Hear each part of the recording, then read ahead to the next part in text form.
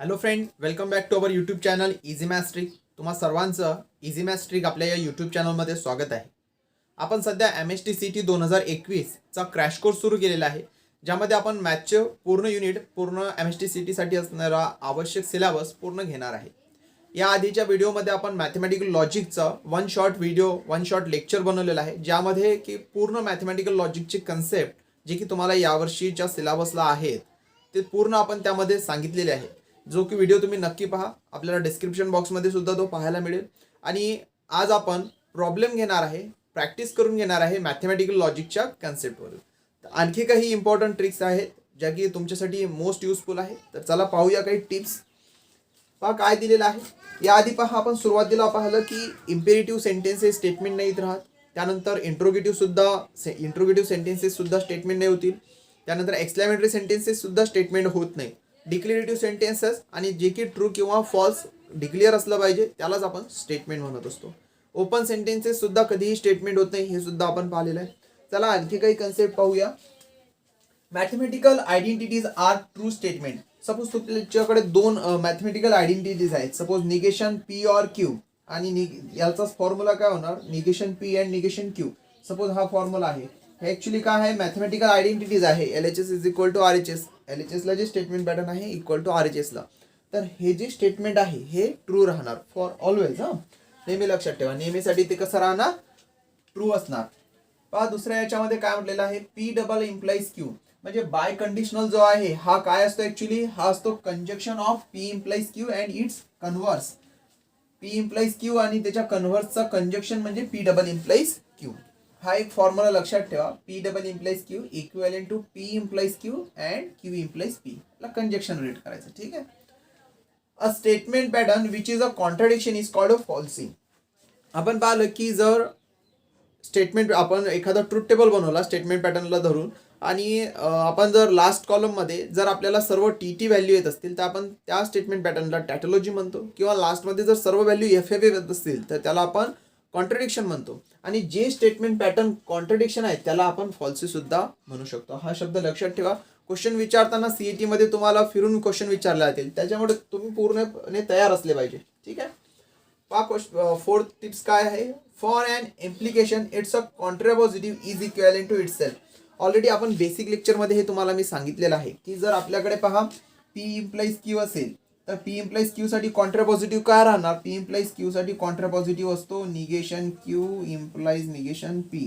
आणि हे दोघं इक्विव्हॅलेंट असतात. आपण प्रूफ सुद्धा केलेलं होतं, हे याचा प्रूफ सुद्धा आपण पाहिला होता.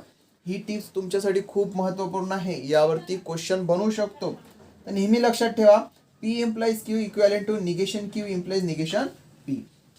ते सांगत आहे इथं की इम्प्लिकेशन मध्ये काय राहते की इम्प्लिकेशन आणि त्याचा कॉन्ट्रापॉझिटिव्ह हे कसे असतात, इक्विव्हॅलेंट. पुढचा कन्सेप्ट काय आहे, फॉर एन इम्प्लिकेशन. इम्प्लिकेशन मध्ये काय आहे, इट्स कन्व्हर्स. इम्प्लिकेशनचा कन्व्हर्स काय असतो, पी इम्प्लाइज क्यूचा कन्व्हर्स काय राहणार तर क्यू इम्प्लाइज पी राहणार. हा कुणाच्या इक्विव्हॅलेंट असतो म्हणतो, इट्स इन्व्हर्स. म्हणजे Q implies P equivalent to कोणाच्या इक्विव्हॅलेंट राहणार, हा इक्विव्हॅलेंट टू इन्व्हर्स. इन्व्हर्स म्हणजेच काय येणार, negation P implies negation Q. Already हे आपण आधीच्या लेक्चरमध्ये प्रूफ सुद्धा पाहिलेले आहे, त्याचे सर्व आपण बेसिक सुद्धा पाहिलेलं आहे. चला आता क्वेश्चन नंबर 6 टिप्स पहा काय आहे, negation correspond to complement of a set. चला हा कन्सेप्ट पाहण्यासाठी तुम्हाला थोडंसं आणखी डायग्रामिकली समजून सांगतो. तुम्ही एक वेळेस याचं स्क्रीनशॉट घेऊन घ्या, ह्या सर्व टिप्स लिहून घ्या. चला आपण पाहूया. आता हा कन्सेप्ट समजण्यासाठी तुम्हाला थोडंसं आणखी सिंपल करून सांगण्याचा प्रयत्न करतोय. पहा, जसं की आपण क्लास 9ला सेट पाहिलंय, सेट आणि लॉजिक हे इक्विव्हॅलेंट राहतं. ही गोष्ट लक्षात ठेवा. आपलं लॉजिक असेल किंवा क्लास 9ला आपण जे शिकलो ते सेट असेल. ठीक आहे. सेट आणि लॉजिकमध्ये पहा काय रिलेशन राहते, हे इक्विव्हॅलेंट राहतात. सेटमध्ये जसं की आपण कॉम्प्लिमेंट पाहिला असेल, त्यानंतर युनियन पाहिलं असेल, इंटरसेक्शन पाहिलंय, त्यानंतर आपण युनियन पाहिलेलं आहे, किंवा आणखी एक आपण सिम्बॉल पाहिलेला. आणि पहा आपण सेटमध्ये मला वाटतं सबसेट सुद्धा आपण पाहायचो. तर पहा लॉजिकमध्ये हे यांचंच मिनिंग सिम्बॉल काय दिलेले आहेत पहा. कॉम्प्लिमेंटसाठी निगेशन वापरला जाते लॉजिकमध्ये, युनियनसाठी आपला ऑर वापरला जातो म्हणजे याला आपण डिस्जंक्शन म्हणतो, अँड इंटरसेक्टसाठी आपण याला कंजक्शन म्हणजे अँड यूज केला जातो. यासाठी कंडिशनल किंवा इम्प्लिकेशन त्याला म्हणता येईल. आणि इक्विव्हॅलेंट हा सिम्बॉल कशाचा आहे की जेव्हा दोन सेट इक्वल सेटसाठी आपण हा सिम्बॉल यूज करतो. तर लॉजिकमध्ये आपण त्याला बाय कंडिशनल किंवा डबल इम्प्लिकेशन असं त्याला रीड करतो. तर ही गोष्ट लक्षात ठेवा की सेट आणि लॉजिकमध्ये हे इक्विव्हॅलेंट असतात. निगेशन काय करस्पॉन्ड्स कोणाला करतो तर कॉम्प्लिमेंटला. त्याच्यानंतर आपला हा जो डिस्जंक्शन आहे, डिस्जंक्शन कोणाला तर युनियनला. त्यानंतर कंजक्शन असेल तर इंटरसेक्शन ऑफ सेट, कंडिशनल असेल तर सबसेट, आणि बाय कंडिशनल असेल किंवा डबल इम्प्लिकेशन असेल तर इक्वल सेट. तर हे लक्षात ठेवा. हेच टिप्स इथं दिलेली आहे. काय सांगितलेलं आहे पहा, negation correspond to complement of a set in a set theory. Set थेरीमध्ये काय आपला जो निगेशन आहे तो कॉम्प्लिमेंट ऑफ सेट असतो. ठीक आहे. डिस्जंक्शन लक्षात ठेवा, यावरती 100% क्वेश्चन बनणार आहे. हे जे आपण 4-5 कन्सेप्ट पाहिले. पुढे काय म्हणतो, डिस्जंक्शन करस्पॉन्ड टू, डिस्जंक्शन कोणाला करस्पॉन्ड करतो तर युनियन सेटला, युनियन ऑफ टू सेट. त्यानंतर काय सांगितलंय, कंजक्शन, कंजक्शन कोणाला करस्पॉन्ड करतो तर intersection of two set. Correspond is conjunction, conjunction कोणाला करस्पॉन्ड करत आहे इंटरसेक्शन ऑफ टू सेट. ठीक आहे. कंडिशनल कोणाला subset of two set. Conditional साठी काय राहतो तर सबसेट ऑफ टू सेट म्हणजेच काय सबसेट सिम्बॉल. ठीक आहे. बाय कंडिशनल काय इक्वॅलिटी ऑफ टू सेट. ठीक आहे. हे पक्क लक्षात ठेवा, तुमच्यासाठी युजफुल आहे. हे स्क्रीनशॉट घेऊन घ्या. हॅलो फ्रेंड, तर आता आपण काही एक्झाम्पल पाहूया मॅथमॅटिकल लॉजिकवरचे. आणि त्याआधी तुम्ही काय करा की तुम्हाला जर येत असले तर चॅटच्या माध्यमातून तुम्ही आन्सर सांगण्याचा प्रयत्न करा. जसं की क्वेश्चन नंबर 1 साठी जर आन्सर तुम्हाला माहित असेल तर त्याचा ऑप्शन सांगा. म्हणजे एक तुमची पण टेस्ट होणार आणि एक आपल्याला विद्यार्थ्यांची लेवल पण समजून येईल. ठीक आहे. तर होईपर्यंत तुम्ही चॅट करत चला, तुम्ही आन्सर देत चला. म्हणजे आपण आन्सर सांगायच्या आधी तुमचं आन्सर आलं पाहिजे, कारण ऑलरेडी आपण बेसिक सर्व घेतलेलं आहे. मॅथमॅटिकल लॉजिकच असं युनिट आहे की जर बेसिक कन्सेप्ट क्लिअर असले ना तर तुम्हाला शिकवण्याचीच गरज नाही, स्वतः तुम्ही करून घेसाल, स्वतःच तुम्ही आन्सर काढसाल. आपल्याला फक्त प्रॅक्टिसची गरज आहे. ठीक आहे. तर आन्सर तुम्ही देण्याचा प्रयत्न करा चॅटच्या माध्यमातून. क्वेश्चन नंबर जे काय असले ते आन्सर लिहत चला. पहा आता क्वेश्चन नंबर 1 काय दिलेला आहे, which of the following is a statement. आपल्याला 4 ऑप्शन दिलेले आहे, यापैकी कुठलं स्टेटमेंट आहे पाहायचंय. तुम्हाला जर सांगता आलं तर चॅटच्या माध्यमातून क्वेश्चन नंबर 1 साठी जो ऑप्शन असेल तो ऑप्शन एकच वेळेस क्लिक करा. पहा आता काय दिलेलं आहे, स्टँडअप. ऑब्विसली नसणार कारण एक्सक्लेमेटरी सेंटेन्स आहे. त्यानंतर will you help me question mark आहे. ठीक आहे. म्हणजे कुठं कशामध्ये जातो इंट्रोगेटिव्ह मध्ये. Do you like a social study, इथं सुद्धा क्वेश्चन मार्क आहे. Do you like social study म्हणजे हा सुद्धा इंट्रोगेटिव्ह मध्ये जातो. 27 इज अ परफेक्ट क्यूब. आता 27 is a perfect cube true की फॉल्स याच्याशी आपल्याला काही घेणे नाही. डिक्लेरेटिव्ह सेंटेन्स आहे आणि आता आपण जर ऑब्झर्व केलं तर हे कसं आहे, परफेक्ट आहे म्हणजेच काय ट्रू आहे. म्हणजे आपलं स्टेटमेंट काय होणार, ऑप्शन नंबर डी असणार आन्सर. बढिया, गुड. चला, बऱ्याच जणांचे आन्सर येत आहेत. क्वेश्चन नंबर 2 पाहता, P or Q or R equivalent to P or Q or R, this law is called as. आता आपल्याला इथे एक ऑप्शन दिलेला आहे P or Q or R. इथेही P or Q or R दिते. आधीचं जर तुम्ही प्रिव्हियस लेक्चर पाहिलं असेल तर तुमच्या लक्षात आलं असेल आपण जे लॉ शिकवलेत, जे लॉ पाहिलेत त्यापैकी 3 नंबरचा हा लॉ दिसत आहे. तर या लॉला आपण काय म्हणत असतो, असोसिएटिव्ह लॉ. कुठला लॉ आहे हा, असोसिएटिव्ह लॉ. मी ज्याला असे स्टार केलेले आहेत ते सर्व क्वेश्चन याआधी कधीतरी MST मध्ये विचारले गेलेले आहे. हा क्वेश्चन MST मध्ये विचारले गेलेला आहे 2006 मध्ये. ठीक आहे. त्यानंतर क्वेश्चन नंबर 3 बघा काय आहे, negation of P and Q is a logical equivalent to. Option दिलेले आहेत. आता पी ऑर क्यू साठी पी अँड क्यूचा इक्विव्हॅलेंट आहे की negation P or negation Q, की negation P or and negation Q. तुम्हाला माहित असेल निगेशन ऑफ कंजक्शन किंवा डी मॉर्गन्स लॉ म्हणतो आपण. हा कोणाच्या इक्विव्हॅलेंट असेल तर सांगा, ऑप्शन सांगत चला. Negation P and replace by or आणि निगेशन क्यू म्हणजेच कोणाच्या, ऑप्शन सी. म्हणजे ह्याचा आन्सर असणार ऑप्शन सी. क्वेश्चन नंबर 4 पहा काय दिलेलं आहे. पी स्टेटमेंट पी आहे, Sunday is a holiday. Statement Q आहे, Ram does not study on holiday. हा थोडा इंटरेस्टिंग क्वेश्चन आहे. याचा आन्सर पाहायचं आपल्याला किती जणांना येते.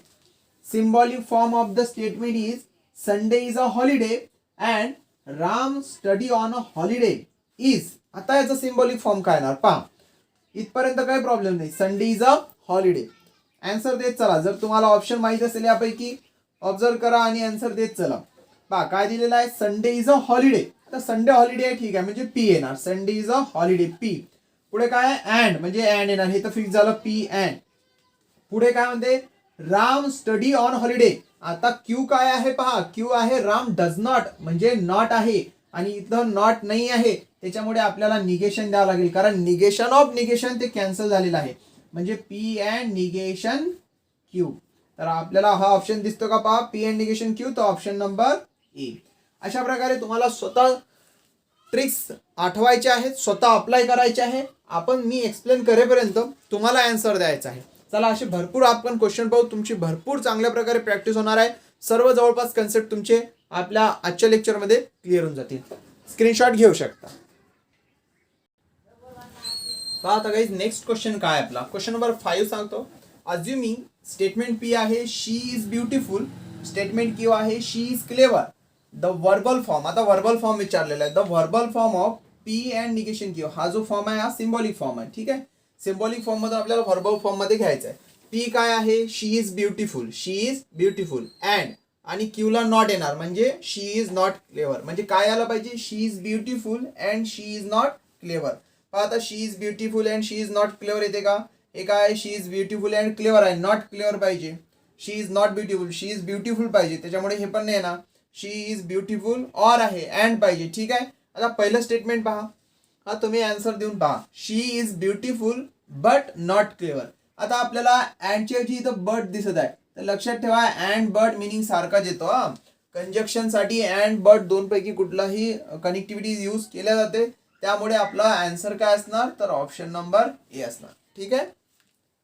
पहा आता क्वेश्चन नंबर 6 काय आहे, P double implies Q is a logical equivalent to. पहा आता डायरेक्टली आपल्याला फॉर्म्युला दिलेला आहे, पी डबल इम्प्लाइज क्यू कोणाचे इक्वेलेंट असतो, आपण पाठ केलेला आहे, तुम्हाला सांगितलेलं आहे. आपण काय म्हणणार त्याला, कंडिशनल लॉ, किंवा आता सुद्धा आपण जेव्हा लेक्चरच्या सुरुवातीला आपण काही टिप्स सांगितल्या, त्यामध्ये सुद्धा आपण पी डबल इम्प्लाइज क्यू साठी फॉर्म्युला लिहून दिला.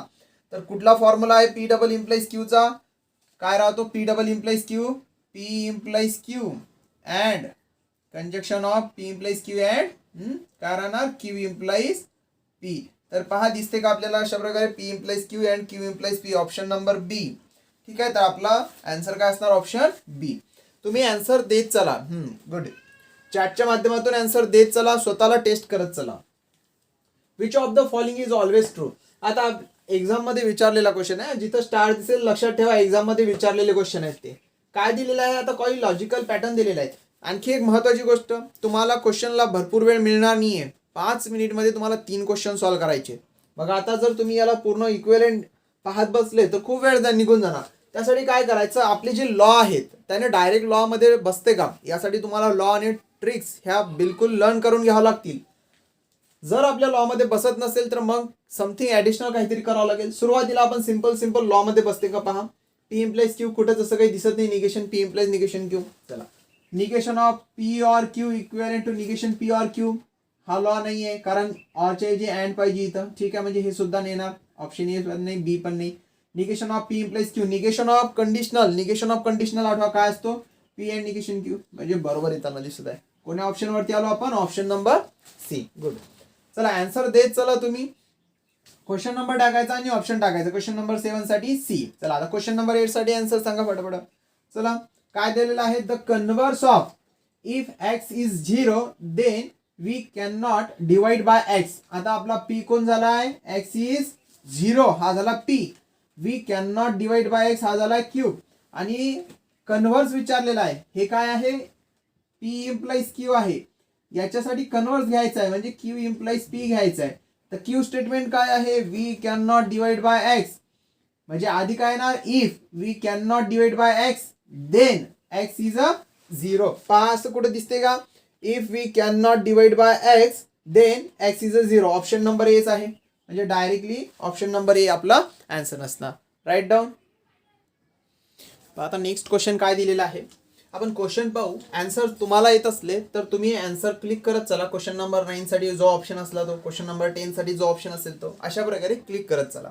ऑलरेडी आपण याबद्दल बोललेलो आहोत, सेट आणि लॉजिक यामध्ये काय रिलेशन आहे आपण पाहिलेलं आहे. सेट आणि लॉजिक मधलं रिलेशन, ज्यावर आपण डिस्कस सुद्धा केलं की निगेशनसाठी आपण कॉम्प्लिमेंट यूज करतो, कॉम्प्लिमेंट म्हणजे ए डॅश टाईप. त्यानंतर आपण इम्प्लिकेशन कंडिशनलसाठी सबसेट यूज करतो अशा प्रकारे. त्यानंतर ऑरसाठी युनियन सेट यूज करतो. अँडसाठी इंटरसेट घेतो. अशा प्रकारे आपण पाहिलेलं आहे. पहा आता इथं काय विचारलेलं आहे, negation of statement in a logic correspond to dot dot dot in a set theory. कोणासाठी म्हटलेलं आहे, निगेशनसाठी. काय पाहिलेलं आहे आपण, सांगून पहा आन्सर.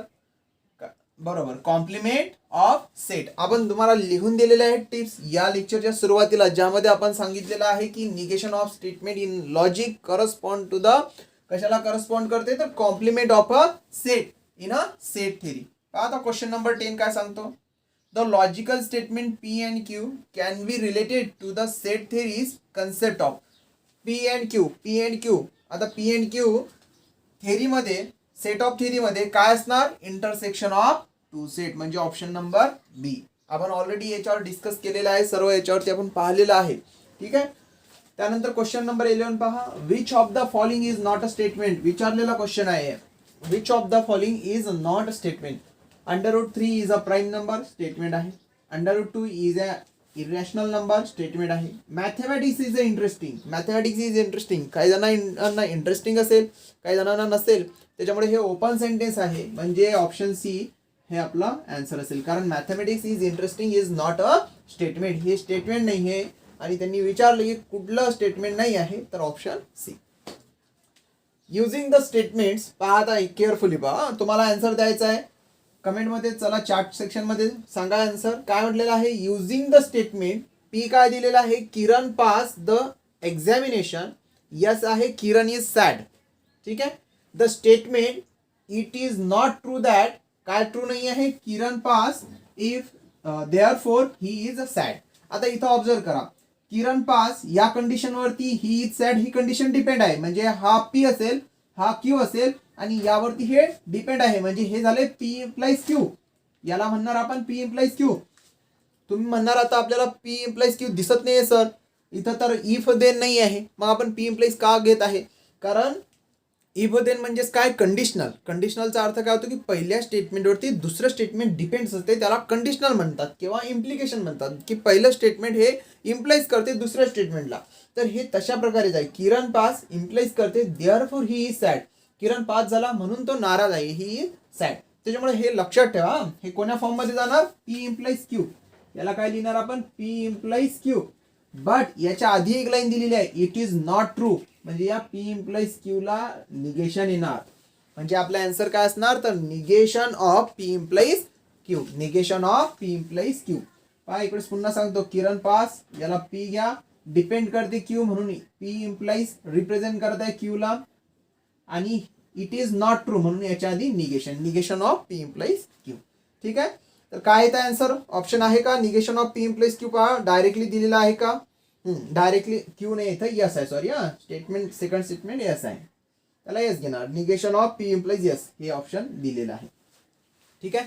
आणखी एक विद्यार्थी मित्र, कधी कधी तुम्हाला असं डायरेक्ट दिलेलं नसेल, तुम्हाला जर हा ऑप्शन दिसला नाही, तर तुम्हाला याच्याऐवजी असं सुद्धा एक ऑप्शन असू शकतो. मला सांगा, negation of P implies Q काय राहतो, पी अँड निगेशन क्यू. तर याच्याऐवजी जर तुम्हाला असा ऑप्शन असता, P and negation yes, P and negation S, तर त्याचं सुद्धा आन्सर काय असतं, म्हणजे आपण याच्यासाठी हेच आन्सर घेतलं. ठीक आहे. आता सध्या इथं आपल्याला डायरेक्टली दिलेलं आहे, काही प्रॉब्लेम नाही.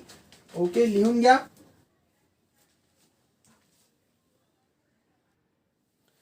आता नेक्स्ट एक्झाम्पल काय दिलेलं आहे, every conditional statement is equivalent to. आता कंडिशनल स्टेटमेंट म्हणजेच काय, पी डबल इम्प्लाइज क्यू. कुणाला कंडिशनल राहते, हे इक्विव्हॅलेंट टू राहतो. तुम्हाला सुरुवातीला सांगितलेलं आहे, आपण बेसिक लेक्चरमध्येच पाहिलं की पी इम्प्लाइज क्यू म्हणजे conditional. Conditional statement equivalent to its contrapositive. Good, option सांगत चला, आन्सर सांगत चला. कॉन्ट्रापॉझिटिव्ह आणि inverse is equivalent to converse. कंडिशनलचा कन्व्हर्स आणि कंडिशनलचा इनव्हर्स हे इक्विव्हॅलेंट राहतात, आणि स्वतः कंडिशनल आणि त्याचा कॉन्ट्रापॉझिटिव्ह हे इक्विव्हॅलेंट राहतात. आपण सुरुवातीलाच पाहिलं. तर यापैकी ऑप्शन कोणता येणार, इट्स कॉन्ट्रापॉझिटिव्ह म्हणजे ऑप्शन ए.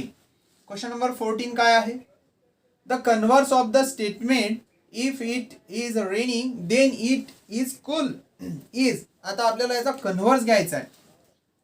आधी आपण कंडिशनल पहा, इट इज रेनिंग पी असणार, इट इज कूल क्यू असणार. आता कन्व्हर्स घ्यायचा म्हणजे उलट होणार, क्यू इम्प्लाइज पी होणार. तर क्यू इम्प्लाइज पी काय येणार, क्यू म्हणजेच काय, इट इज स्कूल. तर if it is school then it is raining. तर ऑप्शन नंबर ए येत आहे सुद्धा. If it is school then it is raining, इथं सुद्धा काय येतं, ऑप्शन नंबर ए. ठीक आहे. क्वेश्चन नंबर 15 आणि 16 MSTCT 2006 आणि 2008ला विचारलेले क्वेश्चन आहेत, म्हणजे मोस्ट युजफुल आहे. तुम्हाला जमते का, स्वतः पहा, आपण घेऊ, परंतु त्याआधी स्वतः पहा तुम्हाला जमते का, आणि कमेंटमध्ये आन्सर सांगा. पहा, पी काय आहे, राम इज लकी. क्यू आहे, राम वर्क्स हार्ड. आर आहे, Ram gates job.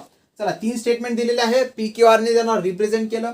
Compound statement काय आहे, if Ram is lucky and works hard then he will get job is. आता याला सिम्बॉलिक मध्ये घ्यायचंय. पहा सरळ सरळ इथं काय म्हटलेलं आहे, राम इज लकी साठी पी. ठीक आहे, राम इज लकी साठी पी. अँड म्हटलंय अँड वर्क्स हार्ड साठी क्यू. ठीक आहे. आणि देन म्हणजे जर हे झालं तर, म्हणजे if and then he will get job साठी आर. तर पहा, P and Q implies R. Option number किती आहे, किती असणार, ऑप्शन ए असणार. तर इथं काय येणार आन्सर आपला, ऑप्शन नंबर ए. क्वेश्चन नंबर 16 पहा, जो की सीईटी 2008 मध्ये विचारलेला आहे. आर स्टेटमेंटला कन्सिडर केलं ही इज रिच. एस ला कन्सिडर केलं ही इज सक्सेसफुल. टी ला कन्सिडर केलं ही इज टॅलेंटेड. आता पुढे काय म्हटलं यांनी, कंपाऊंड स्टेटमेंट काय, he is neither rich nor talented. Neither nor म्हणजे ही नाही ते नाही, नॉट येणार दोन्हीला. And hence he is not successful. म्हणजे पहा, आता तिन्ही मध्ये निगेशन आहे. नायदर रिच म्हणजे निगेशन, रिच साठी काय आहे तर आर, तर निगेशन आर. पुढे काय म्हटलेलं आहे, नॉर हेही नाही ते नाही, टॅलेंटेड सुद्धा नाही, म्हणजे निगेशन टी. आणि पुढे अँड म्हणजे अँड, अशा प्रकारे येणार ते. निगेशन सुरुवातीला R and negation T and, आणि लास्ट मध्ये काय, ही इज नॉट सक्सेसफुल साठी निगेशन यस. तर किती ऑप्शन आहे पहा, ऑप्शन नंबर किती नंबरला असणार ऑप्शन, तर ऑप्शन नंबर सी. तर लास्ट म्हणजे 16 नंबरचा आन्सर काय असणार, ऑप्शन सी. चला, कमेंट मधून कळवत चला आणि थोडं लवकर कमेंट देत चला, म्हणजे आपला आन्सर येण्याच्या आधी तुमचा आन्सर आला पाहिजे. ऍक्च्युली सीईटीची प्रॅक्टिस हे तुम्हाला स्वतःच करायची आहे. कुठे डिफिकल्टी असल्या तर आपण पाहणार आहे. आपण ऑलरेडी कन्सेप्ट सर्व घेतलेले आहेत, सर्व ट्रिक्स सांगितलेले आहे. ह्या ट्रिक्स लक्षात ठेवा, म्हणजे तुम्हाला सीईटी खूप सोपी जाईल. आउट ऑफ मार्क्स घेता येतात सीईटी मध्ये. हे पहा, हे क्वेश्चन विचारलेले आहेत आणि आता तुम्ही एवढे जण जर आन्सर देत आहात म्हणजे हे सर्वांना जवळपास जमत आहे. याचा अर्थ सीईटी मध्ये जवळपास आउट ऑफ स्कोरिंग पॉसिबल आहे. 99+ सुद्धा पॉसिबल आहेत. फक्त कंटिन्यू क्लास करायचे आणि चांगली प्रॅक्टिस करायचे, जेणेकरून 1.5 तासाच्या आत म्हणजे 90 मिनिटाच्या आत आपला पेपर सोडवणं झाला पाहिजे आणि चांगल्या प्रकारे झाला पाहिजे. ठीक आहे, चला स्क्रीनशॉट घ्या. पहा, आता नेक्स्ट क्वेश्चन काय दिलेलं आहे, क्वेश्चन नंबर 17 मध्ये, which of the following is a logical equivalent to negation P implies Q. आता इथं तुमचा निगेशन ऑफ इम्प्लिकेशनचा कन्सेप्ट क्लिअर असला पाहिजे. तुम्हाला फॉर्म्युला सांगतो इथं, निगेशन ऑफ काय असतो आपला, निगेशन ऑफ पी इम्प्लाइज क्यूचा फॉर्म्युला आठवा. काय राहतो, negation of P implies Q equivalent to P and negation Q. तोपर्यंत तुम्ही आन्सर सांगा डायरेक्टली, जर येत असेल तर कमेंट मधून. ठीक आहे, निगेशन जेव्हा अप्लाय करतो आपण P and negation Q, but आता ऍक्च्युली इथं पी म्हणजे पी नाही, पी म्हणजे निगेशन पी आहे. म्हणजे आन्सर काय येणार, negation P and negation Q. तर ऑप्शन आहे का निगेशन पी अँड काय सांगितलं आपण, negation of P implies Q काय सांगतो, P and negation Q. P and negation Q. तर पी अँड निगेशन क्यू आपण याला काय करणार आता, पी म्हणजे actually negation P and negation Q. Negation Q म्हणजे काय येणार, पी अँड निगेशन क्यू. तर negation P and negation Q option आहे, ऑप्शन नंबर डी आहे. चला ठीक आहे, आन्सर ॲक्युरेट आहे आपलं. क्वेश्चन नंबर 18 पहा काय दिलेलं आहे, the truth value of the statement √3 is a rational number और 3+i is a complex number is. आपल्याला आता ट्रूथ व्हॅल्यू विचारलेली आहे. चला, स्टेटमेंट पहा काय दिलेलं आहे, √3 is a rational number, true और false. Statement √3 rational number, false. √3 is a rational number is a false because √3 is a irrational number. पुढे काय म्हटलेलं आहे, और 3+i is a complex number. बरोबर आहे बरोबर आहे म्हणजे टी. तर एफ और डी रिझल्ट काय येणार फायनली टी, कारण ट्रूथ टेबल फॉर डिसजंक्शन काय सांगतो, एफ एफच एफ होतो, बाकी सर्व टी, तर एफ ऑर टी टी होणार, तर टी म्हणजे ऑप्शन नंबर ए. गुड. तुम्ही आधीच कमेंट करत चला. ज्या विद्यार्थ्यांना जमत नाही त्यांच्यासाठी आपण लेटमध्ये एक्सप्लेन करत असतो. जे शार्प विद्यार्थी आहेत ज्यांना कन्सेप्ट चांगले समजले तुम्ही स्वतः आन्सर देत चला, म्हणजे तुमचा आत्मविश्वासही वाढेल आणि तुम्हाला इंटरेस्ट येत जाणार प्रॉब्लेम सॉल्व करण्यामध्ये. ठीक आहे. The logical equivalent statement of P implies Q. एकदम simple concept. P implies Q साठी पहा आता, पी इम्प्लाइज क्यू साठी डायरेक्ट कुठला फॉर्म्युला आठवते का तुम्हाला? जर डायरेक्टली फॉर्म्युला आठवत नसेल तर एक गोष्ट लक्षात घ्या, आपण लिहिलेला आहे फॉर्म्युला, आधीचे दिलेले आहेत इम्पॉर्टंट रिझल्ट, त्यामध्ये दिलेला आहे तुम्हाला पी इम्प्लाइज क्यू. हे बघा मी तुम्हाला सांगितलं होतं, जर आठवत असेल तर पहा, negation of P implies Q काय होतो, negation of P implies Q होत असतो पी अँड निगेशन क्यू. ठीक आहे. पण सपोज आपल्याला फक्त कंडिशनल लॉ दिलेला आहे, कंडिशनल लॉ पहा आठवा मागच्या लेक्चरमध्ये, सिंपल पी इम्प्लाइज क्यू दिलेला असेल तर याला उलट करायचं, म्हणजेच काय होणार, हे पीच्या ऐवजी इथे येणार निगेशन पी, अँडच्या ऐवजी होणार ऑर, आणि निगेशन क्यूच्या ऐवजी सिंपल क्यू, म्हणजे ते काय येणार, निगेशन पी ऑर क्यू. तर ऑप्शन नंबर ए. कुठला आन्सर असणार, ऑप्शन नंबर ए. लिहून घ्या सर्वजण, ऑप्शन नंबर ए. आता पहा, यामध्ये विचारलेला लास्ट क्वेश्चन नंबर 20 मध्ये पहा काय म्हणतो question number 20. Inverse of the statement pattern P or Q implies P and Q is. आता याचा इनव्हर्स काय असणार, इनव्हर्स म्हणजेच काय, दोघांना निगेशन अप्लाय करा, सिंपल, म्हणजेच काय येणार, negation of P or Q implies negation of P and Q.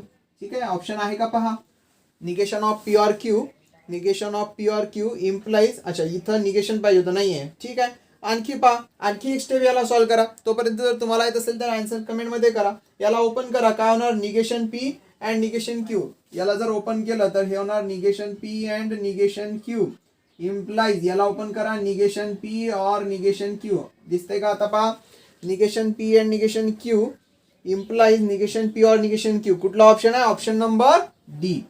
Good. तुम्ही होतापर्यंत आपण एक्सप्लेन करण्याच्या आधी आन्सर देत चला, बढिया. ठीक आहे, चालेल. क्वेश्चन नंबर 20 पर्यंत आलो, लिहून घ्या. पुढचे क्वेश्चन पाहूया. क्वेश्चन स्टुडंट, आता क्वेश्चन नंबर 21 काय आहे, if statement P is every square is a rectangle, statement Q is every rhombus is kite, then the truth value of P implies Q and P double implies Q are काय असेल, and जे काय असेल ते रेस्पेक्टिव्हली. MSTCT 2016 ला हा question विचारलेला आहे. पहा एकदम सिंपल कन्सेप्ट आहे, आन्सर देण्याचा प्रयत्न करा. आपल्याला पी दिलेला आहे, क्यू दिलेला आहे, त्यावरून आपल्याला पी इम्प्लाइज क्यूची आणि पी डबल इम्प्लाइज क्यूची ट्रूथ व्हॅल्यू विचारलेली आहे. त्यासाठी आधी आपल्याला ठरवावं लागेल की पी ट्रू आहे की फॉल्स आहे, क्यू ट्रू आहे की फॉल्स आहे.